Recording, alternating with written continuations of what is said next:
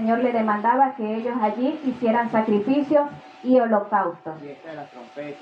Todas las fiestas del pueblo de Israel. También cuando uno del pueblo de Israel transgredía la ley, pecaba, ¿sí? También tenía que ofrecer un sacrificio para reconciliación, sacrificio por el pecado, sacrificio por la culpa, ofrendas de paz. O sea, eran muchos los sacrificios que el pueblo de Israel tenía que ofrecer, amén.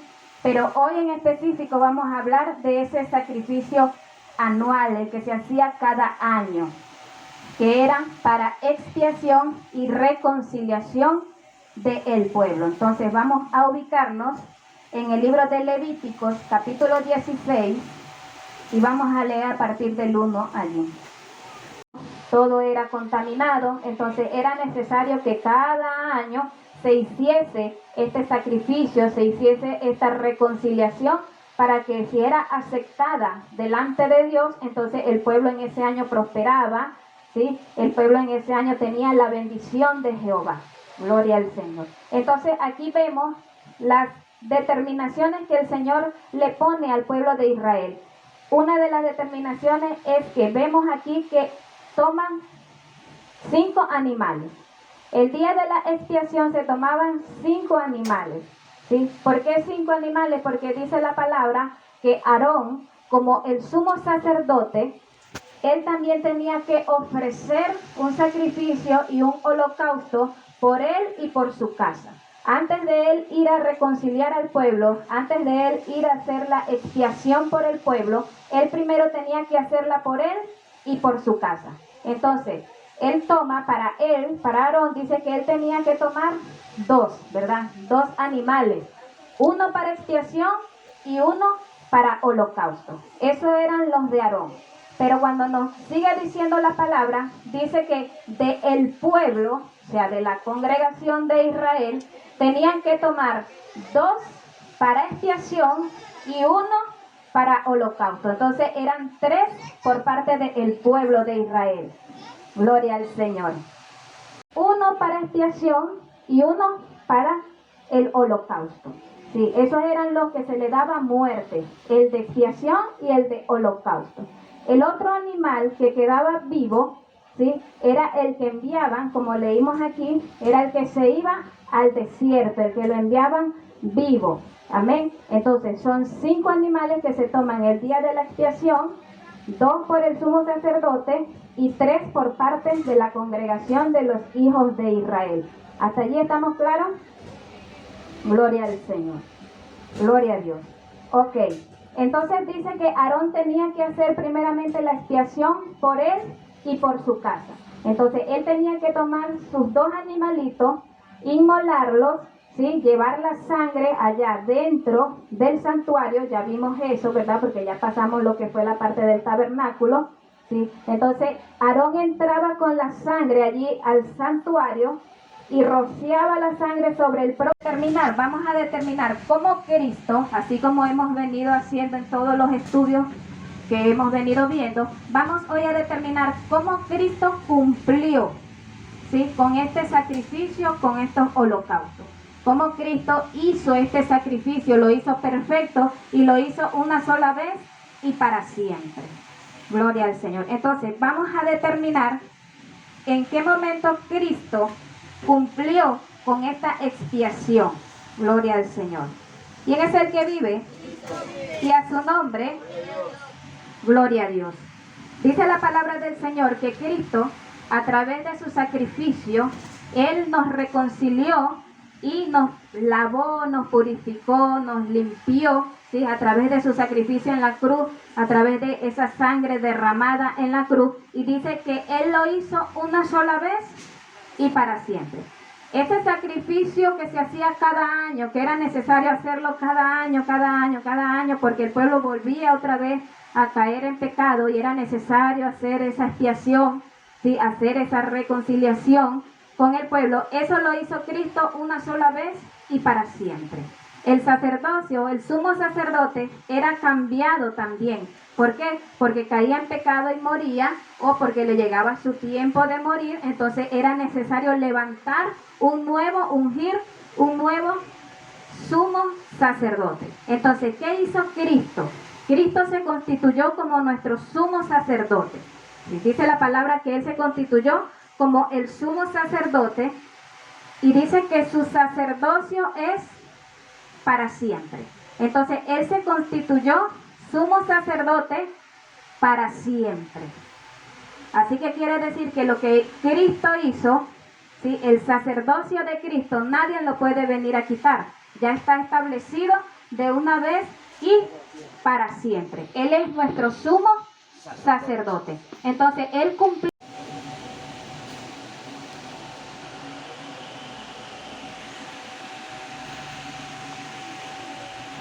El 9, del 7 al 15.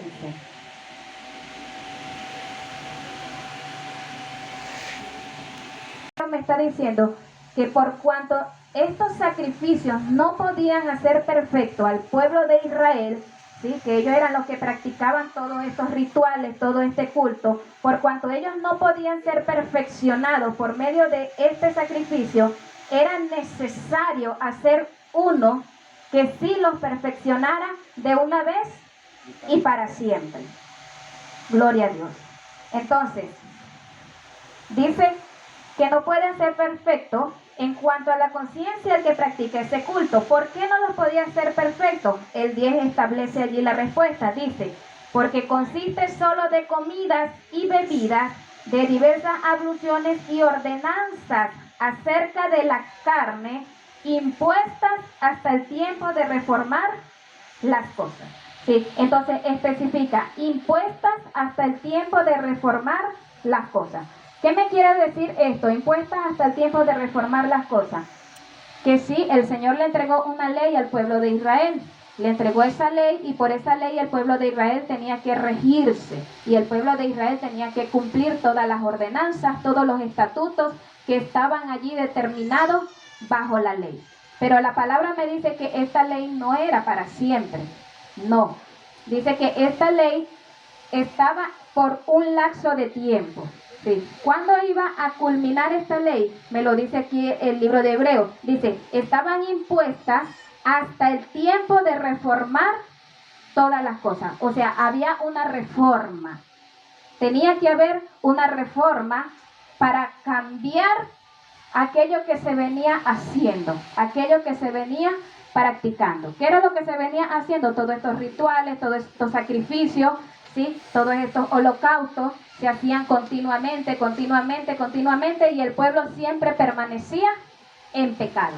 El pueblo siempre permanecía en pecado. Nada de esto los podía limpiar por completo a ellos. Nada de esto los podía hacer a ellos perfectos.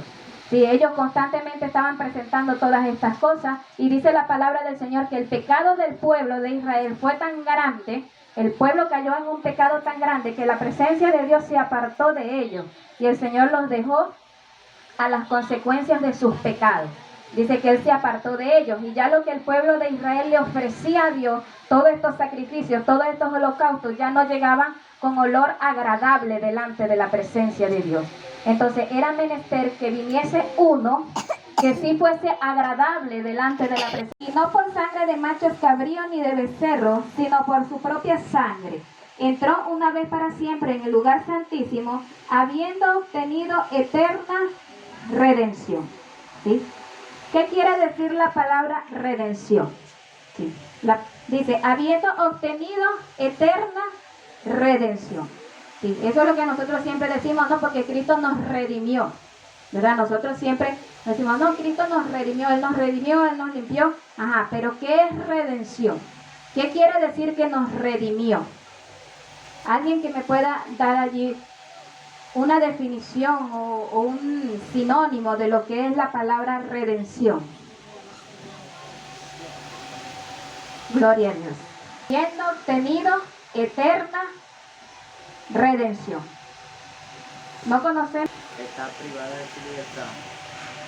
Lo que permiten que uno pide todas las redenciones es para que pueda subir, subir el tiempo. Por ejemplo, la redención es que si usted ha pagado un año de prisión y por un día le computan 2. Esos 2 es lo que le va a permitir darle la libertad. pastor, nosotros estábamos presos en el muerto por el pecado, ¿no? Entonces Él, con su sacrificio, nos redimió y nos dio la redención, o sea, nos dio la libertad. Gloria a Dios. Amén. Gloria al Señor. Fíjese, el significado de redención. Dice salvar o rescatar. Liberar algo que estaba hipotecado. Dice liberar algo que estaba hipotecado. Según esta definición, liberar algo que estaba hipotecado, ¿en qué condición se encontraba el pueblo de Israel? ¿En qué? Estaba bajo pecado, ¿verdad? Quiere decir que el pueblo de Israel estaba en esa condición. Estaba preso en pecado. ¿Verdad? Entonces tenía que haber algo que los sacara a ellos de esa condición y les diera, eso es lo que dijo el hermano, la libertad. Pero también dice aquí que redención, según el griego, quiere decir adquisición. Adquisición. Entonces, ¿qué nos quiere decir la palabra adquisición? Obtener algo, ¿verdad? Yo adquiero esto. Entonces, eso fue lo que Cristo hizo. Cuando dice dándonos eterna redención, era porque nosotros estábamos bajo delito y pecado, estábamos a merced del pecado, éramos esclavos del pecado. Entonces, Él vino y nos libró del pecado y nos adquirió a nosotros. Por eso dice la palabra que nosotros fuimos comprados por precio de sangre, dice la palabra. Entonces, como fuimos comprados por Él, por precio de sangre, Él nos libró del pecado y de la muerte y nos dio vida, ¿verdad? Ahora nos dio libertad, esa libertad que ahora tenemos en Cristo Jesús. Ahora sí vamos a leer Efesios 1 del 11 al 14. Entonces, ¿qué me está queriendo decir aquí el 12? Cuando dice, nosotros lo que primeramente esperábamos en Cristo, y después me dice, en Él también vosotros, ¿sí? O sea, nosotros que esperábamos primero, pero ustedes también tuvieron la oportunidad. ¿A qué está haciendo referencia?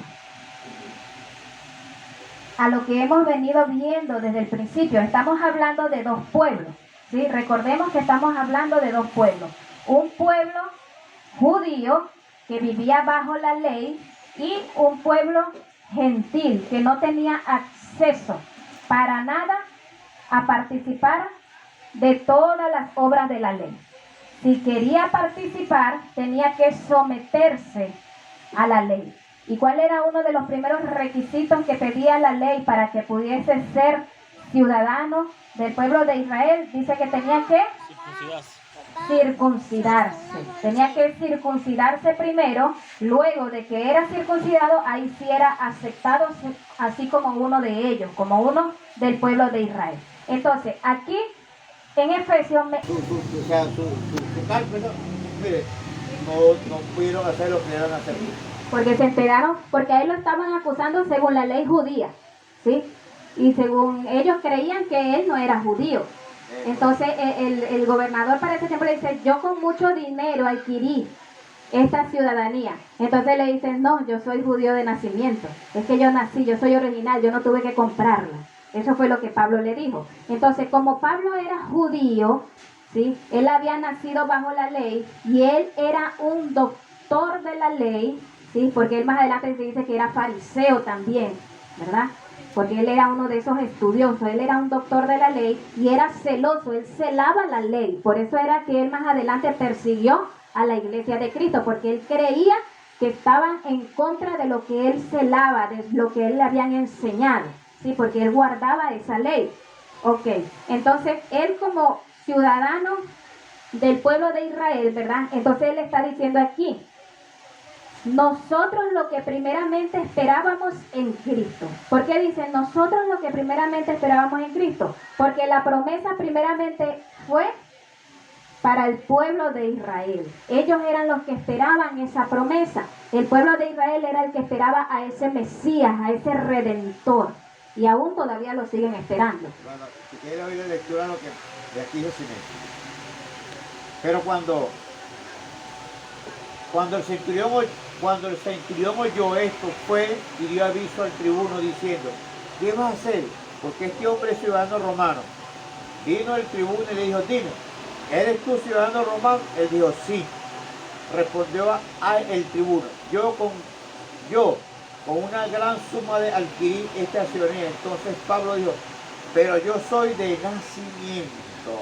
O sea, para seguir, para que hablando lo que está diciendo. Amén, gloria a Dios. Entonces él lo era de nacimiento. Entonces, como todas las promesas, el pacto y todo aquello había sido primero para el pueblo de Israel, entonces Pablo aquí está diciendo eso. Nosotros lo que primeramente esperábamos en Cristo, ¿sí? Porque eso era primeramente para ellos. Dice, pero dice, en él también, o sea, en Cristo, ¿verdad? En él también vosotros, o sea, ustedes, hablándole a los gentiles, los que no eran judíos en ese tiempo. Dice, en él también vosotros, habiendo oído la palabra de verdad, el evangelio de vuestra salvación, y habiendo creído en él, fuiste sellados con el Espíritu Santo de la promesa, que es las arras de nuestra herencia, o sea, la garantía, hasta la redención de la posesión adquirida para alabanza de su gloria. Entonces, fíjense lo que dice aquí, ya definimos lo que es la palabra redención, ¿verdad? Entonces dice, de nuestra herencia hasta la redención, no nos hemos establecido en la posición. Es cuando no nos apropiamos de la palabra. Gloria a Dios. Usted sabe quién es en Cristo. ¿Quién? Gloria al Señor. Sabes que tú eres hijo de Dios y tienes que tener la fe y creerle a Dios. Así te ves viendo más el pasado. Gloria al Señor. La Biblia nos enseña eso, ¿verdad? Nos enseña que ya Cristo lo hizo todo por nosotros, ya nosotros somos seres nuevamente espirituales, pero todavía andamos en un cuerpo carnal. Todavía estamos dentro de este mundo, ¿sí? Todavía no hemos pasado a ese nuevo, lo que dice la palabra, a esos cielos nuevos, a esa tierra nueva. Todavía, aunque ya tenemos la ciudadanía del cielo, porque ya la tenemos, sí, pero no estamos todavía allá. Entonces, ¿qué me quiere decir esto que está diciendo aquí? Dice que es la arra, o sea, la garantía. Tenemos una garantía de una herencia, es lo que está diciendo. Tenemos una garantía de una herencia. Las arras de nuestra herencia, ¿hasta cuándo está esa garantía? Es lo que quiere decir este versículo. Dice, tenemos esa garantía de esa herencia que ya Cristo nos dio, ¿verdad? Pero como todavía no hemos tomado posesión de esa garantía, no, ya creímos. No, ya nosotros creímos, pero todavía no hemos tomado posesión de esa herencia. O sea, de repente, eso es lo que está diciendo. Por ejemplo, tú tienes algo y no sabes que lo tienes. Por ejemplo, los talentos que Dios nos da, todo. Eso es lo que nos quiere decir aquí. Dice que nosotros tenemos una garantía de esa herencia que ya tenemos, pero como todavía no estamos ocupando, porque ¿qué es lo que dice la palabra posesión? La palabra posesión significa ocupación, ocupar, ¿sí? Entonces todavía nosotros no estamos ocupando nuestra posición, ¿sí? ¿Cuándo la vamos a ocupar? Cuando todo eso sea restablecido, en la regeneración de la cual habló nuestro hermano Luis. ¿Sí se acuerdan que el hermano Luis habló de una regeneración? ¿Sí? Ajá, que tenía que ser regenerado todas las cosas. Por eso es que la palabra dice que aún la tierra gime, ¿sí? Para ser otra vez, ¿qué? Sí, regenerada. Para que ella vuelva a ser otra vez establecida como tiene que ser. Por eso dice, aún la tierra gime. Entonces, aún cuando ya nosotros sabemos que tenemos una herencia, ya hemos creído en Cristo, pero todavía no estamos ocupando esa posición que ya Dios nos estableció. La estamos ocupando en el ámbito espiritual, por supuesto, porque dice, ya estamos sentados en lugares celestiales con Cristo en cuanto a nuestra posición espiritual. Pero debemos de ocuparlo, o sea, cuando ya esta vida ya no esté. Eso es lo que quiere decir la palabra. Entonces, mientras estamos en esta vida, en este caminar, en esta batalla por el Evangelio, dice, mientras estamos aquí tenemos una garantía. ¿Quién es la garantía? El Espíritu Santo de Dios, quien fue el que nos selló a nosotros, ¿verdad? Entonces ya nosotros teniendo ese sello del Espíritu Santo de Dios, Él es mi garantía. Él es mi garantía de que yo voy a ocupar esa herencia que Cristo adquirió para mí. ¿Sí se está entendiendo ahora? Han sorteado uno por Jehová y uno por Azazel. El becerro que se tomaba por Jehová, que caía la suerte por Jehová, era inmolado. Sí, era inmolado y de él era que se tomaba la sangre, ¿verdad? Y se hacía la expiación. Limpiaba los pecados, purificaba todas las cosas. ¿Cuál era el rol que cumplía este primer becerro de expiación? El rol que cumplía era que él santificaba, él purificaba, él limpiaba todo, absolutamente todo, desde el lugar santísimo hasta el pueblo. Eso lo hacían mediante el primer becerro, el primer animal de expiación. Eso era lo que hacía. Vamos a Levítico, dice el 15, fíjense cómo dice. Dice, después degollará el macho cabrío en expiación por el pecado del pueblo y llevará la sangre detrás del velo adentro y hará de la sangre como hizo con la sangre del becerro y la esparcirá sobre el propiciatorio y delante del propiciatorio. Así purificará el santuario a causa de las impurezas de los hijos de Israel, de sus rebeliones y de todos sus pecados. De la misma manera hará también al tabernáculo de reunión, el cual reside entre ellos en medio de sus impurezas. Ningún hombre estará en el tabernáculo de reunión cuando él entre a hacer la expiación en el santuario, hasta que él salga y haya hecho la expiación por sí, por su casa y por toda la congregación de Israel. Entonces dice que purificaba todo, desde el lugar santísimo hasta el pueblo. O sea, todos los utensilios del tabernáculo, toda la indumentaria que estaba dentro del tabernáculo, el tabernáculo en sí también se santificaba, todas sus partes, lugar santísimo, lugar santo y el atrio. Todo eso era purificado por medio de la sangre del primer animal para expiación, ¿sí? Y se purificaba, se limpiaba al pueblo. Entonces, el rol que cumple el primer animal que se toma para expiación es ¿para qué? Para purificación, para santificación. Ese es el rol que cumple el primer animal. Y eso es lo que estamos viendo que Cristo hizo a través de su muerte, ¿sí? Él nos redimió, ¿sí? Él nos limpió y Él nos purificó a través de su muerte. Entonces vemos cómo Cristo cumple el rol de este primer animal que se tomaba para expiación. Cristo lo hizo a través de su muerte y con su sangre a nosotros nos limpió, nos lavó. Dice que fuimos lavados por medio de su sangre. Él nos lavó a nosotros, quitó todas esas impurezas, todas aquellas cosas que no permitían que nosotros tuviésemos ese acceso a la presencia de Dios. Dice que Él nos limpió. Pero nos queda, se toma para expiación. ¿Sí? ¿Cuál es el segundo animal que se toma para expiación? El que cae la suerte por Azazel. Y vamos a hablar acerca de este animal, amén. Porque si hemos hablado del primero y de cómo Cristo cumplió con el rol del primer animal, entonces Cristo también tenía que cumplir con el segundo animal que se ofrecía para la expiación. Entonces, el segundo animal que se toma para expiación tiene la función de reconciliar.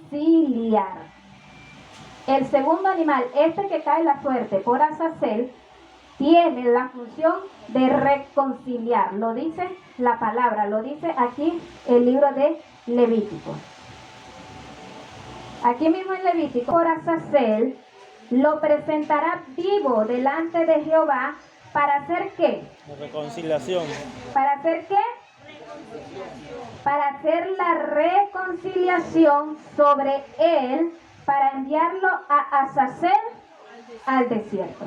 Entonces, tomaban dos animales para expiación, El primero tenía la función de limpiar, de purificar, que era el que inmolaban, el que mataban y tomaban su sangre. Y este segundo, según lo que me está diciendo aquí la palabra, era para reconciliar. Sí. Entonces, este animal que cumplía el rol de la reconciliación no se moría, sino que lo dejaban ir vivo al desierto. Sí, pero él antes de irse al desierto tenían que hacer algo sobre ese animal. Entonces tomaban a estos dos animales. Hay muchas. ¿Qué significa este Azazel? Vamos a leer otra vez lo que dice Levítico aquí. Vamos a leer. Dice: 8. Vamos a leerlo desde el 7. Dice: después tomará los dos machos cabríos y los presentará delante de Jehová. Los dos, ambos, se presentaban delante de Jehová a la puerta del tabernáculo de reunión. Y echará suerte Aarón sobre los dos machos cabríos, una suerte por Jehová y otra suerte por Azazel.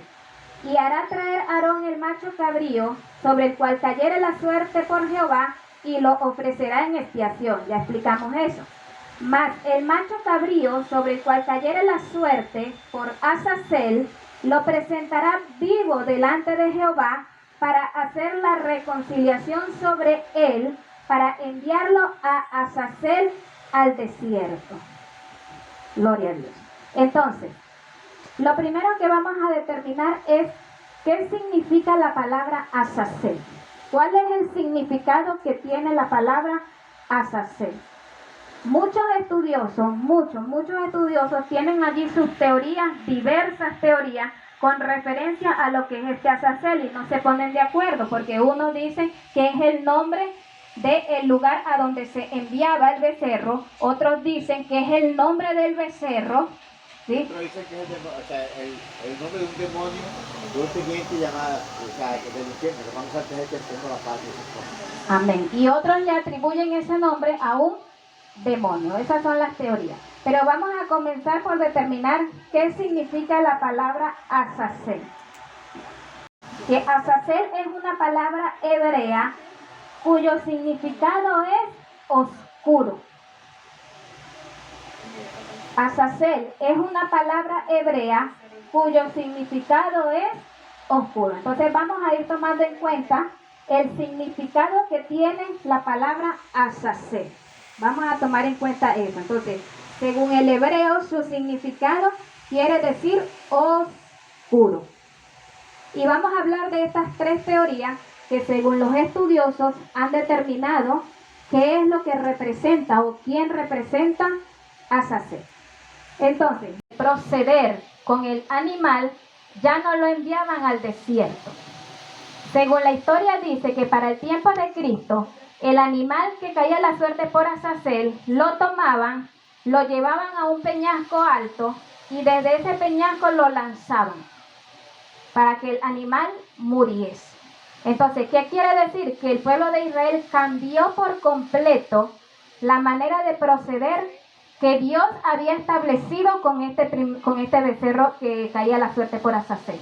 Porque dice la palabra que el que caía la suerte por Azazel tenía que irse vivo al desierto por mano de alguien que era establecido para eso, de llevarlo hasta allá, hasta el desierto, y soltarlo y dejarlo ir vivo. Entonces, en esa condición de que ese becerro se fuera allí vivo, él quedaba a su expensa allí. Entonces, si moría o no moría, o sea, por causas naturales, porque no comía, porque en el desierto no encontraba cómo alimentarse, pero no lo mataban, a él lo dejaban ir vivo. En cambio, ya para el tiempo de Cristo, entonces tomaban al pobre animal, lo llevaban allá en lo alto y de ahí lo lanzaban. O sea, como que forzaban, pues muérete, pues, mata todos los pecados allí. Entonces, no podemos decir entonces que Azazel era el nombre que se le atribuía al lugar, porque entonces los judíos no hubiesen cambiado la manera de proceder con el animal. Porque como ellos eran tan celosos con la ley, ¿verdad?, ellos no hubiesen cambiado eso. Pero según la historia, usted lo puede buscar, búsquese allí todo lo referente a este animal Azazel, y le van a aparecer estas diversas teorías que le estoy mencionando. Y la historia dice que ya para el tiempo de Cristo lo que hacían con ese animal era eso. Lo llevaban a un peñasco muy alto y de allí lanzaban al pobre animal.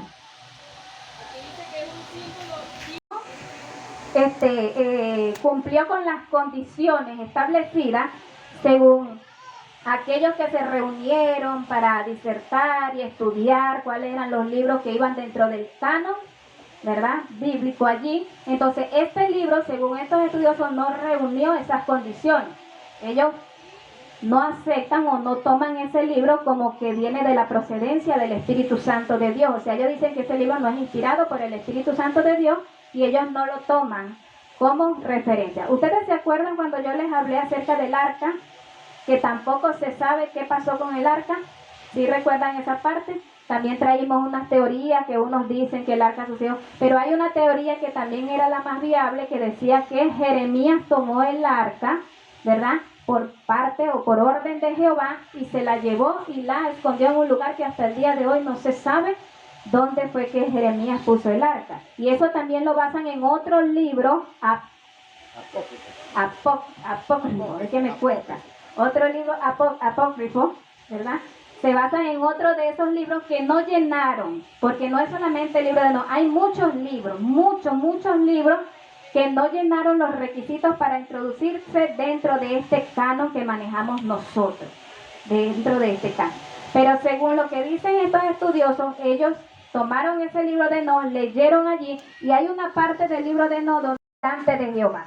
Y por cuanto ya el pueblo no tenía esperanza, la humanidad ya no tenía esperanza, por eso vino Cristo y tomó, ay, gloria a Dios, tomó todas las iniquidades, tomó todas las rebeliones y tomó todos los pecados del pueblo y los cargó sobre sí. ¿Sí? Los cargó sobre sí. Y ahora fue Cristo quien llevó todas esas rebeliones, todos esos pecados y todas esas transgresiones. Porque Él sí se halló justo, sí se halló digno, estaba limpio para poder hacerlo. Todo eso fue cargado sobre Él. ¿Dónde se dice que todo fue cargado sobre Él? Gloria a Dios. ¿Quién es el que vive? Y a su nombre, Isaías 53, vámonos. Y sufrió nuestros dolores, y nosotros le tuvimos por azotado, por herido de Dios y abatido. Mas Él herido fue por nuestras, ¿qué? Rebeliones. Molido, ¿por qué? Los pecados. El castigo de nuestra paz fue sobre Él, y por su llaga fuimos nosotros curados. Todos nosotros nos descarriamos como ovejas, cada cual se apartó por su camino. Mas, ay Padre, tú eres bueno, mas Jehová cargó en Él el pecado ¿de qué? Todos nosotros. ¿Quién lo cargó? Jehová. ¿Qué se hacía con el animal? Alguien cargaba los pecados sobre él, en ese caso era el sumo sacerdote, Aarón. Dice que imponía las manos sobre la cabeza del animal y transfería todos los pecados. ¿Qué me está diciendo aquí? Que el mismo Dios fue quien hizo esto. Porque dice aquí, todos nosotros nos descarriamos como ovejas, cada cual se apartó por sus caminos. Mas Jehová cargó en Él el pecado de todos nosotros. Angustiado Él y afligido, no abrió su boca. Como cordero fue llevado al matadero, y como oveja delante de sus trasquiladores, enmudeció y no abrió su boca. Por cárcel y por juicio fue quitado, y su generación, ¿quién la contará? Porque fue cortado de la tierra de los vivientes, y por la rebelión de mi pueblo fue herido. Y se dispuso con los impíos su sepultura, mas con los ricos fue en su muerte. Aunque nunca hizo maldad ni hubo engaño en su boca, con todo eso Jehová quiso quebrantarlo, sujetándolo a padecimiento. Cuando haya puesto su vida en expiación por el pecado, verá el linaje, vivirá por largos días, y la voluntad de Jehová será en su mano prosperada. verá el fruto de la aflicción de su alma y quedará satisfecho. Por su conocimiento justificará a mi siervo justo a muchos y llevará las iniquidades de ellos. Por tanto, yo le daré parte con los grandes y con los fuertes repartirá despojo, por cuanto derramó su vida hasta la muerte y fue contado con los pecadores, habiendo él llevado el pecado de muchos y orado por los transgresores. Amén. Hoy nosotros, Gloria a Dios. Creo que entender que era tener el tiempo que se dijo esa palabra, era difícil entenderla, porque ahí está hablando netamente de Cristo. Gloria al Señor, amén. Gloria a Dios. Entonces aquí está determinando cómo Cristo cumple ese rol, ¿sí? Ese